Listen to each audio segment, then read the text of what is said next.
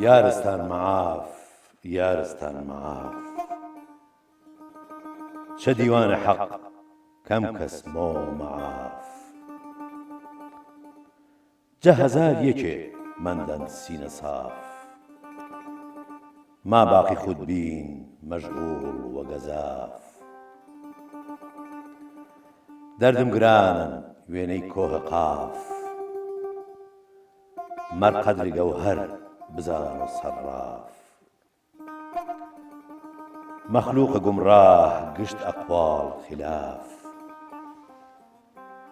ئاشوبە مەبۆ چەهەر چوار ئەتراف چەند زەحمەت کێشان ڕۆحم کرد ئیتلاف فرقەی یارستان ندارن الطاف صد دادم چدست مؤمن خواف قال الله ساقي مقبولا أشراف پري حق الناس مكن استنكاف استهزاء مكن وحق أسلاف دەست خۆش کاک حەمیدگیان زۆر زۆر سپاس خاتونگیان ئازیزانی قەلەندەرخانە سڵاو خۆشحاڵین لەم سروشتە جوانی کوردستان لەگەڵ هاوکارم کاک حەمیدبانەی لە دیمانەیەکی نوێی قەلەندەرخانە پێتان شاد دەبینەوە ئەمڕۆ باس لە مەلا عەباس حیلمی کاکەی یەکەین بۆ زیاتر باسکردن لە ئەزمون و نووسینی ئەم شاعرە زۆر بەڕێز نووسەر و ڕخنەگر مامۆستا تارق کارێزیمان لالا میوانە بەخێر بێ مامۆستاگیان هەربژی زۆر سپاس بەخێرستنێ خۆش بی قوربان زۆر سپاس لەگەڵ خات و ڕێسا ساڵح بە ئامێری سێتەر بەخێر بێ خاتونگیان بێگومان لەگەڵ هاوکارم کاک حەمید مامۆستاگیان گەر بکرێت شاعیر بە ئێمە و بە بینەرانی قەلەندەرخانە بناسێنیت تەبعی ئەبێ ئەو شتە بە گوێگران و بینەرانی ئەم بەرنامەیە ڕابگەێنین کە ئێمە لە گەرمیان و کەرکووکە حەوزێکی گەورە و دێرینی کللتوری کوردیمان هەیە مێژووی ئەدەبیات لە شاری کەرکووک و دەوروبەری بۆ 1000 ساڵ بەر لە ئێستا دەگەڕێتەوە ئەم ئەدەبیاتەش بە دوو شێوەزاری سەرەکی زمانی کوردی بووە شێوەزارێک کە زۆر زۆر دێرینە و شێوەزاری گۆرانی پێڵێن شێوەزاری دووەم کرمانجی ناوەڕاستی پێڵێن یا سۆرانی تەبعی وەک کە سەرنجە دەین ئەدەبیاتی گۆران لە جوگرافیایەکی زۆر بەربڵاو و بڵاو بۆتەوە یەکی لەو شوێنانەی کە جەمسەرێکی زۆر گرنگی ئەدەبیاتی گۆران بووە کەرکووک و دەوروبەری لە کەرکووک و دەوروبەری کۆمەڵێ زۆر شاعیر پەیدا بوون لە هەموو هۆزەکان لە هەموو ناوچەکانی کەرکووکە کە بە شێوەزاری گۆران شاعریان نووسیوە شاعری ئەم جارەمان مەلا عەباس حیلمی بێگومان یەکێکە لە زنجیرێک شاعیران کە وەکو عەرزمکردن مێژووکەی بۆ 1000 ساڵ ئەگەڕێتەوە لە کتێبی یارسانە ئەگە سەرنج بدەین شاعیرێک هەبوو بە ناوی پیرەحمەدی کەرکووچی کللتوری یارسانی لە کەرکووک و دەوروبەریا زۆر زۆر دێرینە شاری کەرکووچیش بە حەقەت لە ڕووی زاراوەی کوردیەوە گۆڕانکاریەکی زۆری بەسەرا هاتووە زۆر مامۆستا تەخمینی ئەوە دەکەن کە شێوەزاری شاری کەرکووک لە قەدیما گۆران و لۆڕ بووە یا گۆران و کەڵۆڕ بووە ئێستا شوێنەواری ئەو زاراوانە لە کەرکووک و دەوروبەریان ماوە ئەم شاعری ئەمڕۆ کە قسەی لەبارەوە دەکەین مەلا عەباس بە شێوەزاری گۆران کە هۆزەکەشی کاکەیەن لەسەر بیر و باوەڕی یارسانن هەر ئەمە شێوەزاری خەڵکەکەیەتی ئەم شاعرە لە 1982 لەدایک بووە ئەگەر سەرنج بدەین لەو مێژوەدا زۆر شاری دیاری کوردستان لەو سەردەمەدا زمانی کوردی باو نەبووە زمانی کولتور زمانی بێگانە بووە زمانی تر بووە مەسەلەن لە زۆر شاری کوردستانە لە تێگڕای پارچەکانی کوردستانە زمانی ئەدەب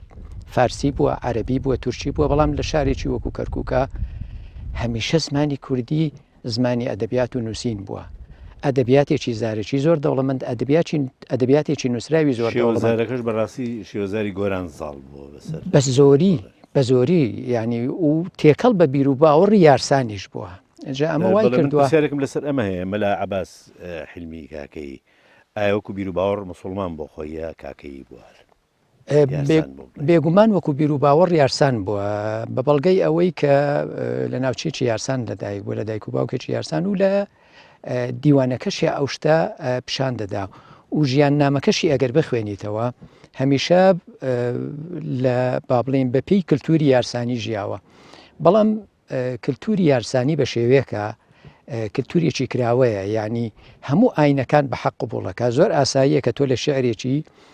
حلمیدا مەسەن باسی ئاینەکانی تر یا پێغمبەرەکان یا سمبڵی ئاینەکانی تر ئەو ناوانە هاتووە لای ناوی سوورەتەکانی ناو قورئان ناوی حەسەن و حوسێن ناوی ئیمامی عەلی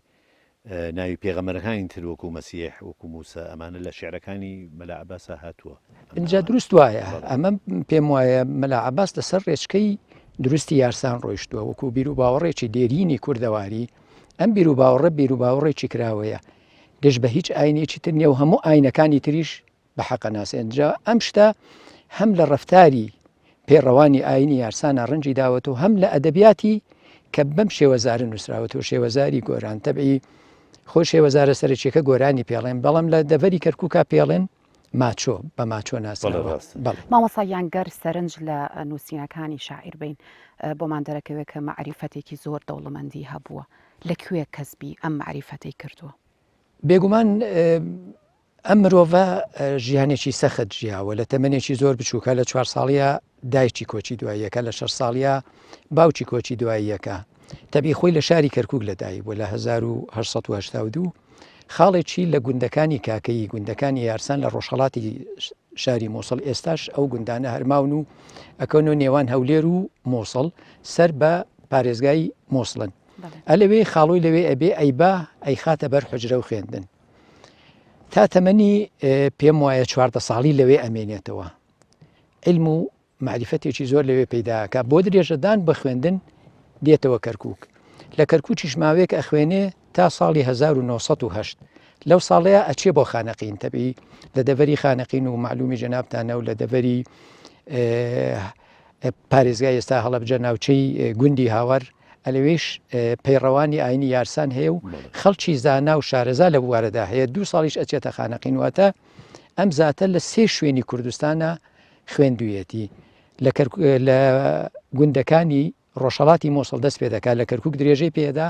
لە خانەقین تەواویەکە لە کۆی ئەو خوێندنەی کە کردوویەتی لە کۆی ئەو ماوەیەی کە خوێندوویەتی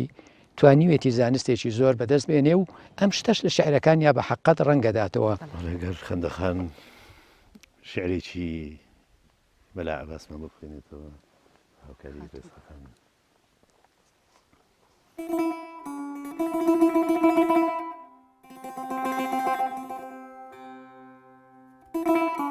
کەس خاس نەمەبوو کەس خاس نەمەبوو تا خاسینەکەی کەس خاس نەمەبوو حرفان دروغ وەڕاست نەمەبوو بەدکار چەلای حەق ئیخلاس نەمەبوو ناسوار هەرگیز وەسوار نەمەبوو مەردەخاس لە جەنگ هاشار نەمەبوو تەڵای ژێر خاک بەدڕەنگ نەمەبوو تووتی نەمەجلیس بێدەنگ نەمەبوو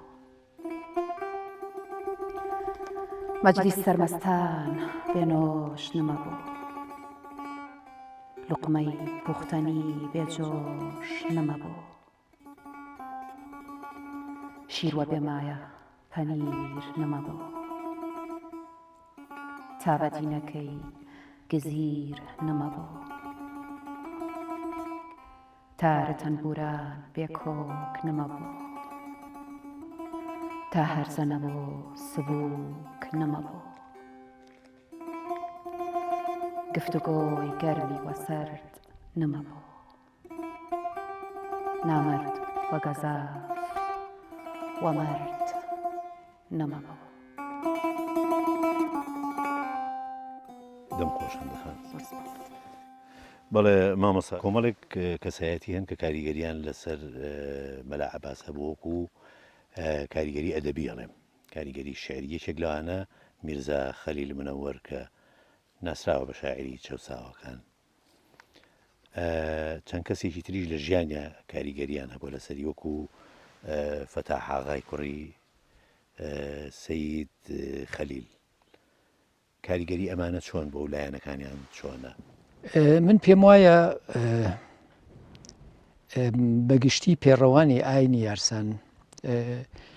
کۆمەلگایەکی نیمچە داخراون لە ڕووی بیر و باوەڕەوە نەک لە ڕووی کۆمەڵایەتیەوە لەبەرەوەی ئاینێکی تەبشیرینین ئاینێکی تەبشیری نیە و بیر و باوڕەکەیان لە ناو بازنەی پێڕەوانی ئاینەکەی ئامێنێتەوە تەبعی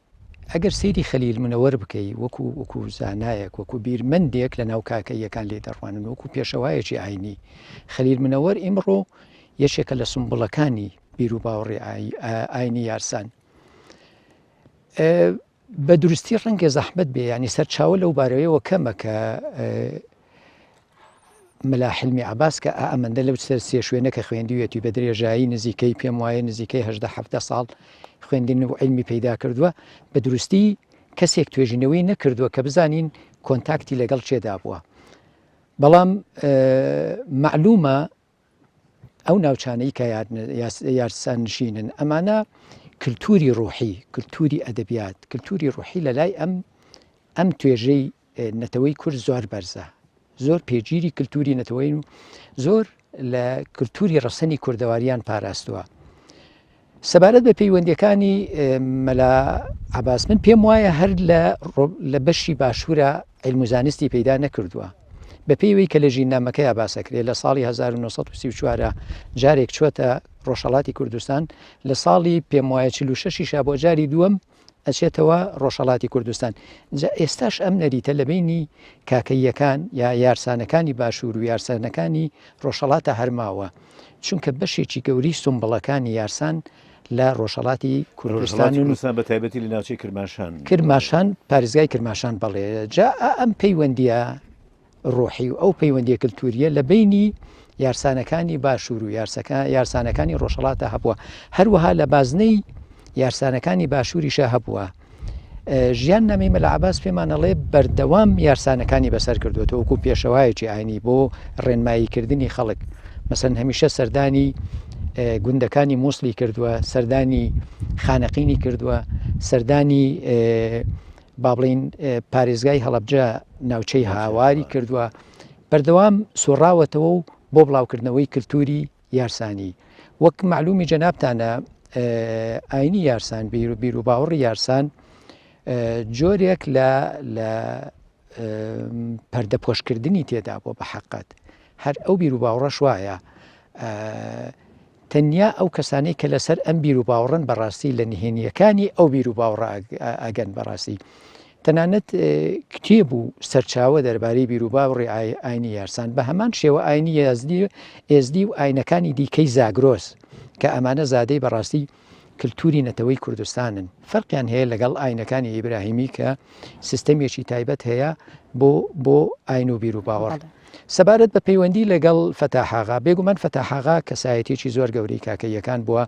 سەرۆکی هۆزی کاکەیەکان بۆ لە باشووری کەرکووکە ڕۆڵێکی گەورەی هەبووە لە پاراستنی ئەو ناوچەیە و لە پاراستنی ناسنامەی کوردان و کوردستانیانەی ئەو ناوچەیە زۆر جار هۆزەکانی عەرەب هروژمان هێناوە کە بێن ئەو خاکە داگیرکەن وەکو کە ئەم حاڵەتە ئێستاش کە دەیبینین فەتاحاغا سەرکردایەتی و ناوچەی کورد توانیوێتی ناسنامەی ئەو شوێنە بەپارێزێ بێگومان مەلا عەباسیش وەکو شاعیرێک و وەکو ڕابەرێکی ئاینی پەیوەندی لەگەڵ هەموو چین و توێژەکانە هەبووە مامۆستایان گەربێنە سەر ژیانی کۆمەڵایەتی شاعر کارێکتەری چۆن بووە کەسایەتێکی چۆن بوو ئایا خێزانی پێکهێناوە مناڵی هەبووە من پێم وایە لەم ڕۆوە ئەکرێنەوەی نوێ سوودێکی زۆر لە کەسایەتی ئەو زاتە وەرگین ئەو ژیانێکی سۆفیانە ژیاوە ئەگەر سەیری هەموو ئەو وێنانە بکەی کە لە پاشی بەجێناون سەیرەکەی بێگومان لە شعرەکانیشە سۆفیزمێکی تایبەتیش هەیە بەخۆی ینی هەموو شعرەکانیە من پێم وایە ئەدەبەکەی ڕنگدانەوەی ژیانیەتی بەڵام لەگەڵ ئەوەشە بەڵانسێکی ڕاگرتووە لە بینی دنیای سۆفیگەری و ژیانی ڕۆحی و ژیانی تەبیعی بۆیە لە 1925 ژن دێنێ دواتر 2 کوڕ و 4 کچی ئەبێ و لەوەش مهمتر ئەو مرۆڤە باوەڕی بە کاسبی و ژیان بۆ ینی ئیشی کردووە لە ئیشی کشتتوکاڵی کردووە ینی وەکو ڕابەرێکی ئاینی نەچووە بۆ خۆی لە پەرزگادا بنیشێ و چاوەڕێ بێ کە خەڵک کۆمەچی بکە نەخێر وەکو ڕابەرێکی گەورەی ئاینی وەکو ئەدیب و شاعیرێکی گەورە وەکو تا ئەندازێک دەتوانانی بڵێ ڕابەرێکی بیر و فکریش بووە هاتووە کاری کشتتوکاڵی کردووە وەکو هەر جوتیارێکی کوردستان ژیانێکی زۆر سادە ژیاوە لەگەڵ ئەوەی پێشەوا بووە بڵێ هەوڵی ئەوەی نیاوە کە ئەم پێشەوایەتیە بێ بە سەرچاوەیەک بۆ ژیان و بۆ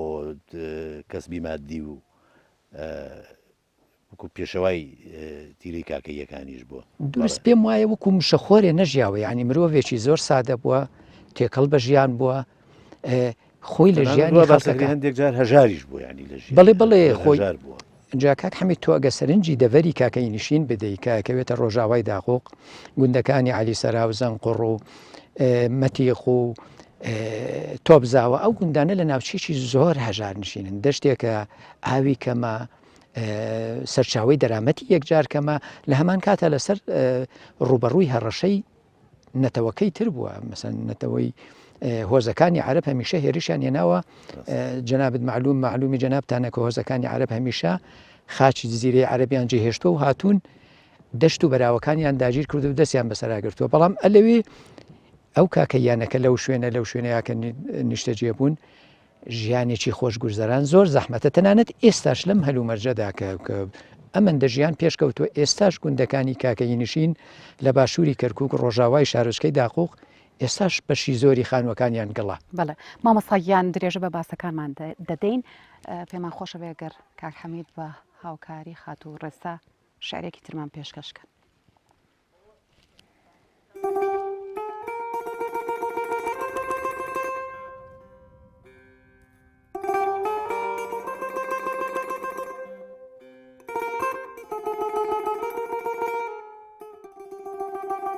ئەی شۆخە مەحبوب چە ئاهوی سارە یەکدەم با دڵم بکەرمەدارە خەدەنگ غەمزەت چوون سەنگ خارە بزەن وە دڵم بکەر سەد پارە بزەن یەک خەنجەر من بکەر ڕسوا ئەی نورە دیدەم چەشم کەرباڵە جارێ جەوەسڵت نەیاوام بەکام دەخیلەن جڵە و بگێڕوە ئارام ئەگەر تابوتم بەران پەیمەزار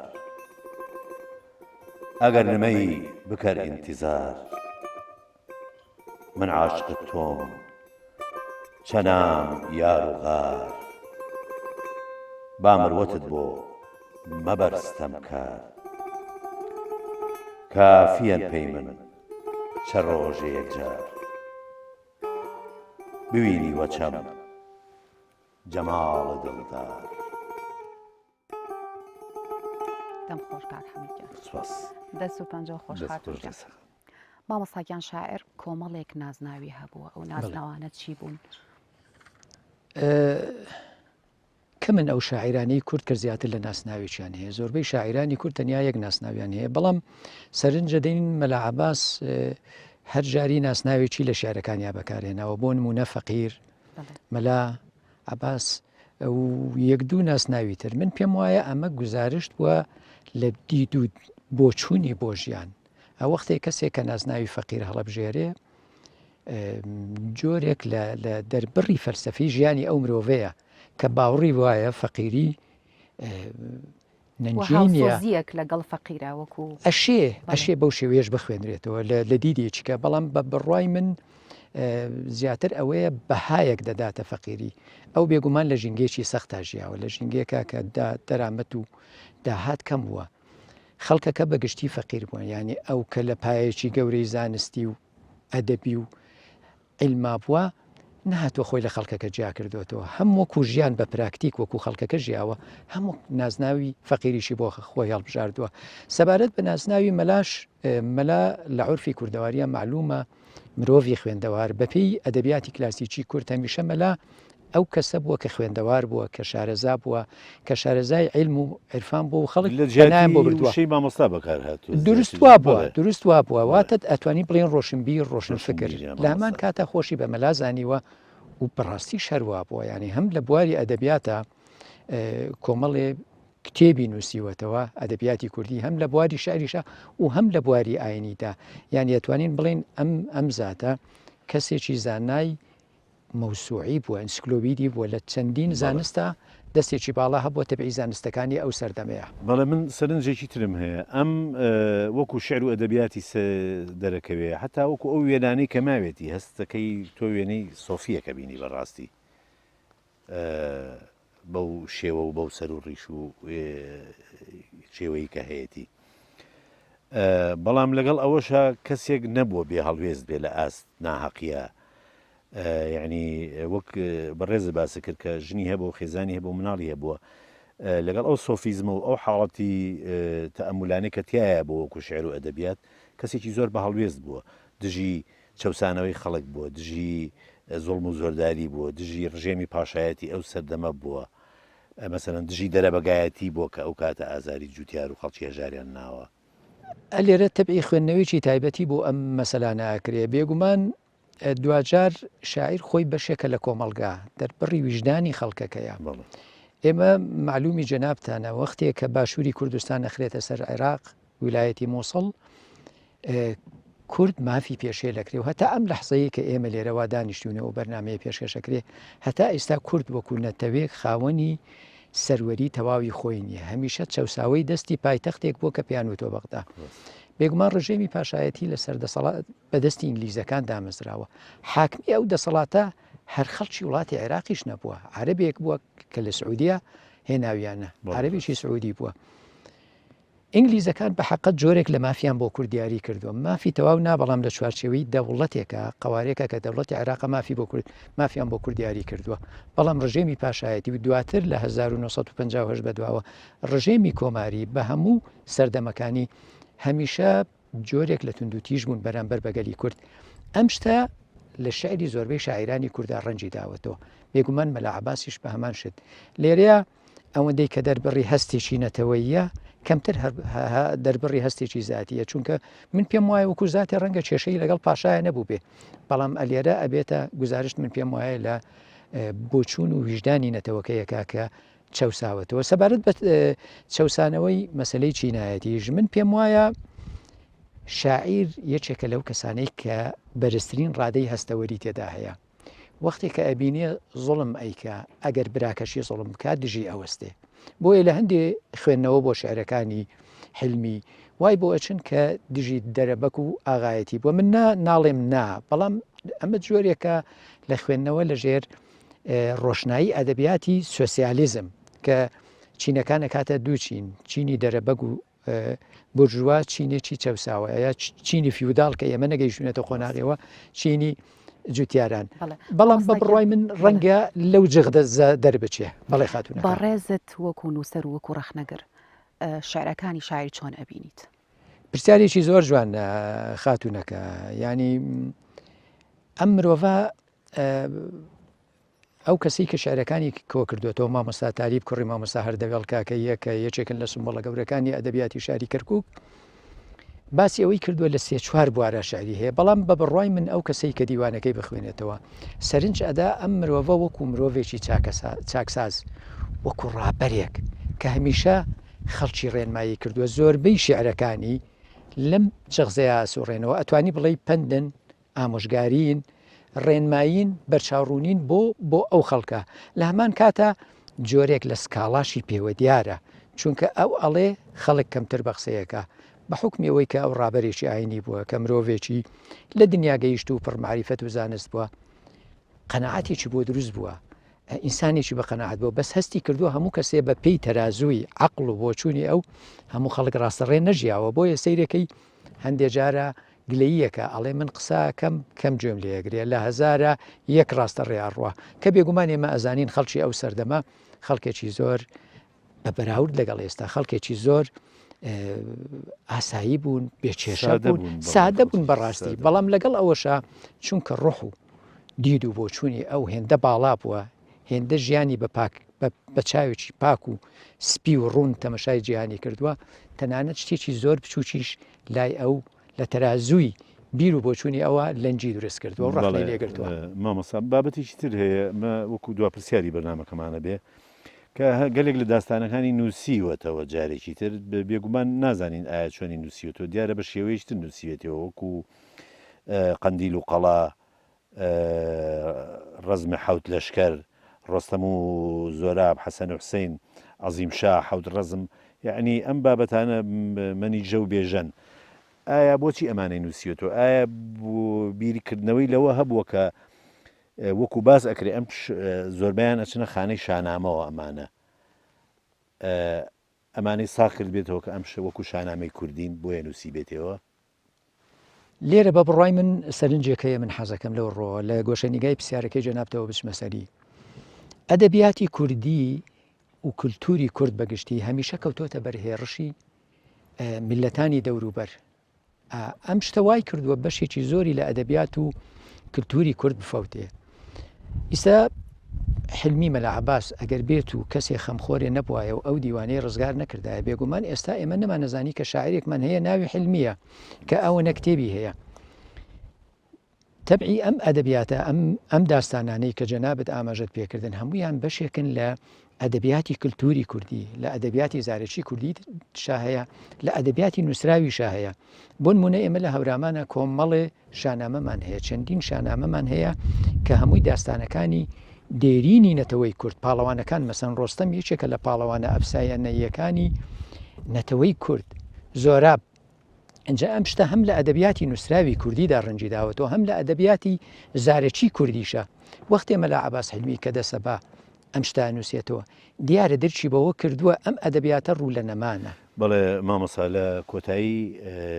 ئەم بەرنامەی قەلەندەرخانە زۆر سوپاسی بەڕێستانەکەین کە ئامادە بوون لە بەرنامەکە و زۆر سوپاس بووە ئەو زانیاریە بەنرخانەی